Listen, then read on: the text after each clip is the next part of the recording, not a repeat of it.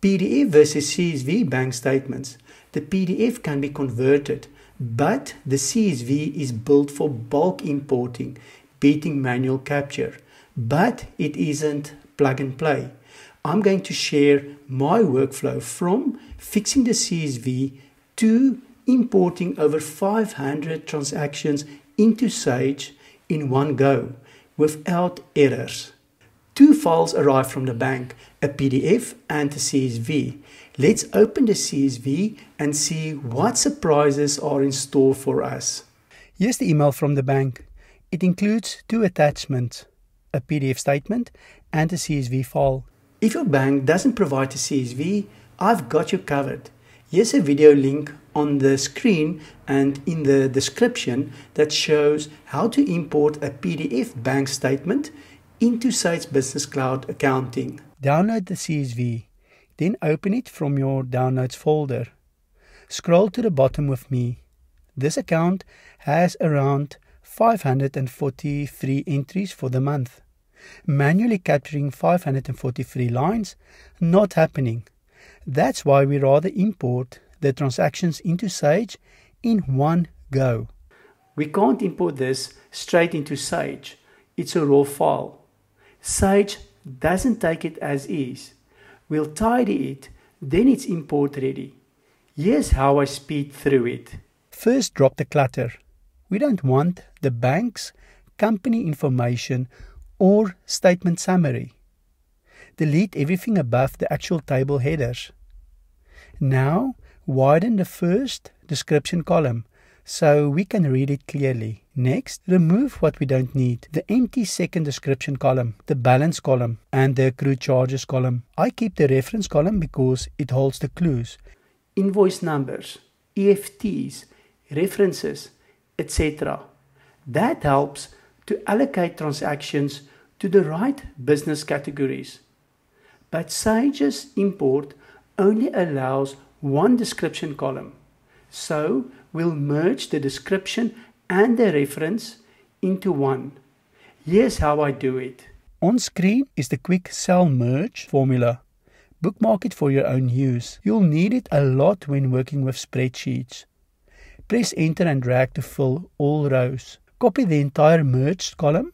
Click the first cell under the description header, then paste values to bring the combined text in. Now delete the helper column we used for the merge and remove the original reference column. We don't need them anymore.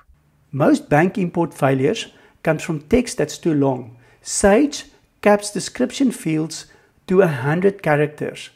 Watch out for that. To check a cell's length, use the len formula on the cell that you want. I'm applying len now, and you can see the first cell is 42 characters. Fill the len formula down for all rows. Scrolling. No 3-digit counts, so we're under 100 everywhere. We can delete this column now. Let's sort out the dates. They were converted but not in the format Sage requires. Highlight the entire date column and drag it into the first column. We'll use that space for the fix. Go to Data, then Text to Columns. Choose Delimited. Click Next. Tick Other and type an apostrophe as the delimiter. Then click Next. In the preview box, the date column is marked General. Click it. Then under Column Data Format, choose Date and set DMY. Click Finish. You'll get a warning that the conversion will replace the column next to this one. That's exactly what we want, because that column has nothing we need. Click OK to replace it. Now let's do some housekeeping. Delete column A, and the converted date column will take its place. My Sage date format is DD, MM, YYYY. My sheet isn't matching that, and the import will bomb out if I don't fix it. Select the entire date column. Right-click, Format, Cells. Under Category, choose Date. Pick the DD, MM, YY, YY style. It's the first one here. Then click OK. I've picked up a mismatch. The sheet shows July 2025, but the statement period is July 2024. Let's jump into the sheet and fix it pronto. With the date column selected, on the Home tab, go to Find and select. Type /2025, then click Replace and type /2024. Click Find All, then Replace All. Excel confirms 544 replacements, which is right. Click OK. Close the dialog.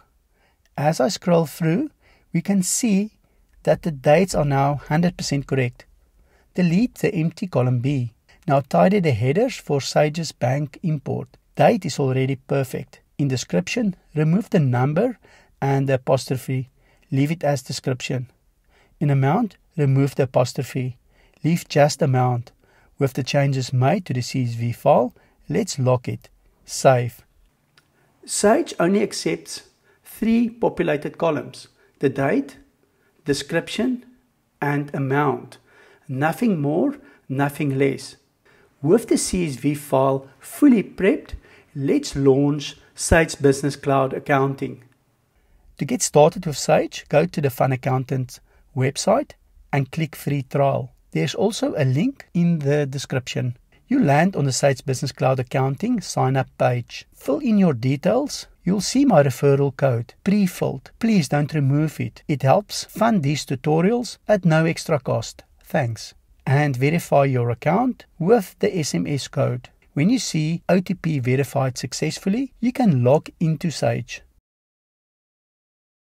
If it's your first time on Sage and you need help setting up your company, I've made a step-by-step video to lay a solid foundation for your business. The links on the screen and in the description.